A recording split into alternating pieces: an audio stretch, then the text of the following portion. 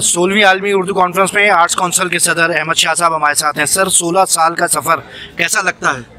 बहुत शानदार लगता है। बहुत टॉपसी टर्वी रोड थी, ऐसे थी, मुश्किलें भी आई, फायरिंगें भी हुई, इस शहर में बम भी फटे, कत्ले आम भी हुए, नफरतों की बुनियाद पर लोगों को गिरोह में तकसीम भी किया गया। लेकिन इस उर्दू कॉन्फ्रेंस ने पूरे पाकिस्तान की ज़बानों को, उनके लोगों को जोड़ा। इस उर्दू कॉन्फ्रेंस ने इस शहर में नफ़रत को कंडेम करके अमन की बात की, मोहब्बत की बात की।